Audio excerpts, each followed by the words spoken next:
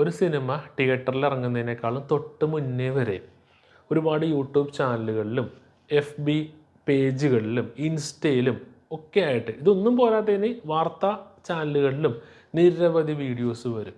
ഇതിലേറെക്കുറെ വീഡിയോസും കുറേ അധികം തള്ളുകളായിരിക്കും. ഈ തള്ളുകൾ മീൻസ് ഈ സിനിമയിൽ അഭിനയിച്ചിരിക്കുന്ന ആൾക്കാർ, സിനിമ ബന്ധപ്പെട്ട ബാക്കി പ്രധാനപ്പെട്ട ആളുകൾ, ഡയറക്ടർമാർ, പ്രൊഡ്യൂസർമാർ, ഇങ്ങനെയുള്ള ആൾക്കാർ എല്ലാവരും കൂടി ചേർന്നൊരു തള്ളങ്ങട് തള്ളും.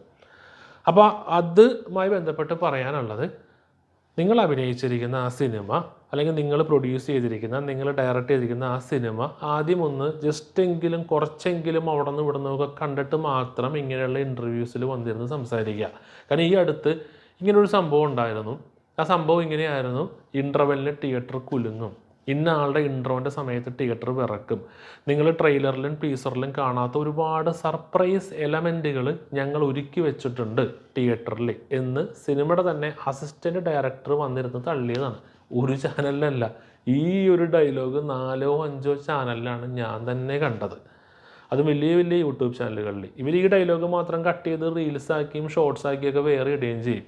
ലോങ് വീഡിയോ ആയിട്ടും വരും, ഈ ഒറ്റ ഡയലോഗ് ഇങ്ങനെയും വരും: ഇന്നയാളുടെ ഇൻട്രോ തിയേറ്റർ കുലുങ്ങും എന്നൊക്കെ പറഞ്ഞ്. ഇതൊന്നും പോരാത്തതിന് ഇവർ അവസാനം മുത്തശ്ശി കഥയെന്ന് പറഞ്ഞ ഈ സിനിമക്ക് ഇവർ തന്നെ ഫാൻ ഷോയും കൊണ്ടുവന്ന് വെച്ചു. ഒരു സിനിമ ഫാൻ ഷോ വെക്കുമ്പോൾ അതിന് പോകുന്ന എല്ലാവരും ഒന്നും ആ നടൻ്റെ അന്തം ഫാൻസുകാരൊന്നും ആയിരിക്കില്ല. ആ സിനിമയെ ഇഷ്ടപ്പെടുന്നവരായിരിക്കാം.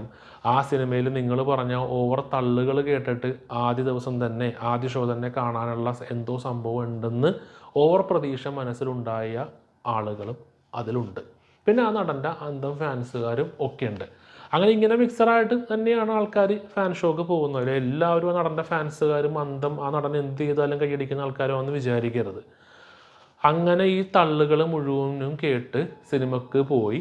ഇതൊന്നും കിട്ടിയില്ലെങ്കിലാണ് ഈ പറയുന്ന പ്രേക്ഷകർ നെഗറ്റീവ് പറയുന്നതും, ഈ പറയുന്ന പ്രേക്ഷകർ ഇതാ മുന്നിലോട്ട് മൈക്കും ചൂണ്ടിക്കൊണ്ട് എങ്ങനെ ഉണ്ടായെന്ന് ചോദിക്കുമ്പോൾ കുറ്റമായിട്ടും കുറവായിട്ടും ഒക്കെ അവർ പറയുന്നതും. അതിൻ്റെ ബേസിൽ തന്നെയാണ് തിയേറ്ററിൽ നിന്ന് കുറേയധികം സിനിമകൾ പരാജയപ്പെട്ടു പോകുന്നത്.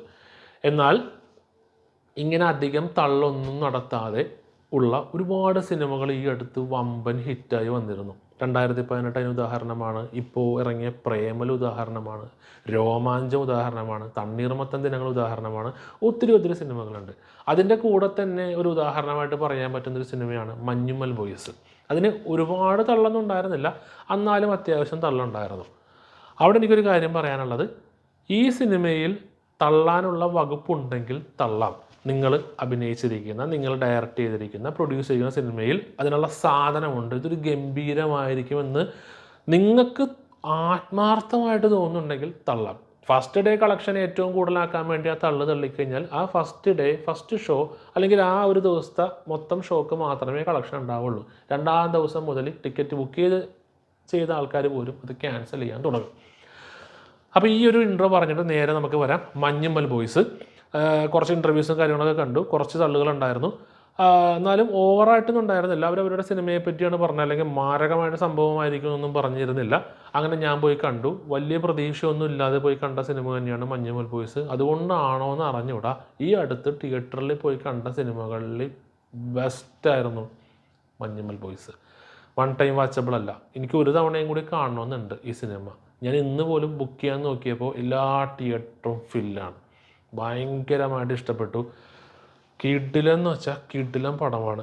എനിക്ക് പറയാനുള്ള ഒരൊറ്റ സെൻറ്റൻസാണ്, മലയാളത്തിൽ നിന്ന് വന്നേക്കുന്ന സർവൈവർ ത്രില്ലർ മൂവീസ് ഞാൻ തിയേറ്ററിൽ പോയി കണ്ടതിൽ സെക്കൻഡ് ബെസ്റ്റ് എന്ന് പറയാം മഞ്ഞുമ്മൽ ബോയ്സിനാണ്. ഏറ്റവും ബെസ്റ്റ് 2018 തന്നെയാണ്. അത് നമ്മൾ അനുഭവിച്ചത് കൊണ്ടും നമ്മുടെ റിയാലിറ്റി കാണിച്ചുകൊണ്ടും നമുക്ക് കുറേയും കൂടി നമുക്ക് ആ പടത്തിനോടൊരു താല്പര്യവും ഇഷ്ടവും ഒക്കെ തോന്നും.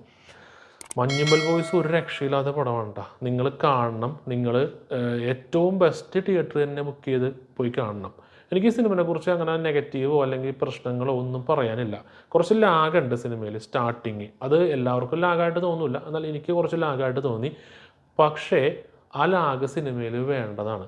കാരണം ആ ഫ്രണ്ട്ഷിപ്പ് കാണിക്കാനായിട്ടും അവരുടെ ആ സംഭവങ്ങൾ കാണിക്കാനായിട്ടും അവരാരൊക്കെയാണ്, അവരുടെ ക്ലബ്ബ് എന്തൊക്കെയാണെന്ന് കാണിക്കാനൊക്കെയുള്ള ഒരു ശ്രമമാണ് അവിടെ ചെയ്യുന്നത്. ആ ശ്രമം ഇനി അങ്ങോട്ട് പോകുമ്പോൾ അവർക്കൊരു സംഭവം പറ്റും. അല്ലെങ്കിൽ ഒരു ദുരന്തം അവർക്ക് സംഭവിക്കും. ആ ദുരന്തത്തിൻ്റെ ആഘാതം നമുക്ക് മനസ്സിലാവാനായിട്ടും ആ ദുരന്തത്തിൽ അവരെ സഹായിക്കാനായിട്ട് പോലീസോ ഫയർഫോഴ്സോ അല്ലെങ്കിൽ ആ പ്രദേശത്ത് നിൽക്കുന്ന അധികം ആൾക്കാരോ പോലും ഇല്ല. പക്ഷെ അവിടെ എല്ലാം മറന്ന് അവൻ്റെ രക്ഷയ്ക്ക് വേണ്ടി ആ കൂട്ടുകാരൻ വരുമ്പോൾ ആ കൂട്ടുകാരനും അവനും തമ്മിലുള്ള ഒക്കെ ബന്ധം മനസ്സിലാക്കാനായിട്ടാണ് തുടക്കത്തെ കുറേ സീനുകളും കാര്യങ്ങളും ഒക്കെ ഇങ്ങനെ കാണിച്ചു പോകുന്നത്. അതുകൊണ്ട് തന്നെ അതൊരിക്കലും ലാഗാണെന്ന് പറയാൻ പറ്റില്ല. അത് സിനിമയ്ക്ക് വേണ്ടതാണ്. ഒരു പക്ഷേ അവിടെ ലാഗ് വന്നാൽ മാത്രമേ പിന്നീട് അങ്ങോട്ട് വരുമ്പോൾ നമുക്ക് കൈയടിക്കാൻ തോന്നുള്ളൂ. ഒരുപാട് എലമെൻറ്റ്സ് ഉണ്ട് കൈയടിക്കാനായിട്ട്. ഞാൻ മനസ്സറിഞ്ഞ് കൈയടിച്ച് പോയി. ഈ അടുത്ത് അങ്ങനെ മനസ്സറിഞ്ഞ് കൈയടിച്ച ഒരു സിനിമ കണ്ണൂർ സ്കോഡിലെ ആ ഒരു ഫൈറ്റ് സീനാണ്. മറ്റേ യു പിയിലോ എവിടെയോ പോയിട്ടൊരു ഫൈറ്റ് സീനുണ്ട്, യു പി തന്നെയാണ്. ആ ഫൈറ്റ് സീൻ നമ്മൾ കൈയടിച്ച് പോകും. ഒന്ന് രണ്ട് സിനിമ മനസ്സറിഞ്ഞ് കൈയടിച്ച് പോകും. കൈയടിക്കാത്തവരാണെങ്കിൽ പോലും കൈയടിച്ച് പോകും. ഇതിൽ കുറേയധികം എലമെൻറ്റ്സ് ഉണ്ട് കൈയടിക്കാനായിട്ട്. നമുക്കൊരു പവർ തോന്നും ഉള്ളിൽ നിന്ന്. എവിടെ നിന്നൊക്കെ ഒരു പവറും ഒരു സ്നേഹബന്ധവും ഒരു ആത്മാർത്ഥയും ഫ്രണ്ട്ഷിപ്പിൻ്റെ വാല്യൂ ഇത്രയും മനോഹരമായിട്ട് കാണിച്ചിരിക്കുന്ന ഒരു സിനിമ ഈ അടുത്ത് കണ്ടിട്ടില്ല. പ്രത്യേകം എടുത്ത് പറയുന്നു, ശ്രീനാഥ് പാസി വെറുതെ തകർത്ത് വെച്ചിട്ടുണ്ട്. എനിക്ക് മോസ്റ്റ് ഫേവറേറ്റ് ശ്രീനാഥ് പാസി തന്നെയാണ്. കാരണം ശ്രീനാഥ് പാസിയുടെ ഇൻ്റർവ്യൂസും മറ്റും കാണുമ്പോൾ കുറച്ച് എതിർപ്പുകളും കുറച്ച് പ്രശ്നങ്ങളും ഒക്കെ എനിക്ക് ഫീൽ ചെയ്തിട്ടുണ്ട്. എനിക്ക് കാര്യമായിട്ടുള്ള ഇൻ്റർവ്യൂസിനോടും നേരിട്ടുള്ളതിനോടും താല്പര്യമില്ല. പക്ഷേ അഭിനയിക്കാൻ ഈ മനുഷ്യൻ തകർപ്പനാണ്. യാതൊരു സിനിമാ പാരമ്പര്യവും ഇല്ലാത്ത, വലിയ ഫിലിം സ്കൂളിൽ പോയി പഠിച്ച ചരിത്രവും ഇല്ലാത്ത നടൻ ഗംഭീരമായിട്ട് അഭിനയിക്കുന്നുണ്ട്. ശ്രീനാഥ് പാസി ഒരു രക്ഷയില്ലാത്ത അസാമാന്യ നടനാണ്. ഇത് ദുൽഖർ സൽമാൻ പോലും പറഞ്ഞിട്ടുണ്ട് പണ്ട് ഏതോ ഒരു ഇൻ്റർവ്യൂവിൽ എവിടെയോ ഞാൻ കേട്ടിട്ടുണ്ട്.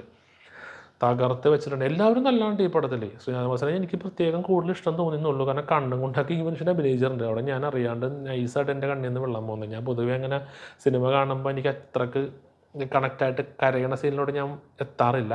പക്ഷെ എനിക്ക് ഇഷ്ടപ്പെട്ട്. കാരണം ആ സീനും ആ മ്യൂസിക്കും, മഞ്ഞുമ്മൽ ബോയ്സ് മഞ്ഞുമ്മൽ മാത്രം ഒതുങ്ങി നിൽക്കേണ്ട കുറച്ച് ബോയ്സിൻ്റെ കഥയല്ല.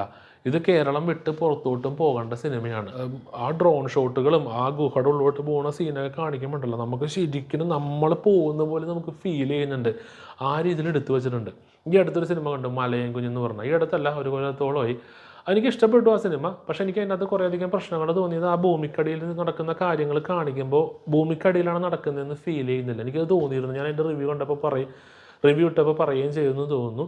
പക്ഷേ ഇവിടെ അങ്ങനെയല്ല. ഇവിടെ ആ ഗുഹയുടെ ഉള്ളിൽ കാണിക്കുന്ന അവരുടെ രക്ഷാപ്രവർത്തനം കാര്യങ്ങളും ശരിക്കും ആ ഗുഹയുടെ ഉള്ളിൽ തന്നെയാണെന്ന് നമുക്ക് ഫീൽ ചെയ്യുന്നുണ്ട്. Okay, by.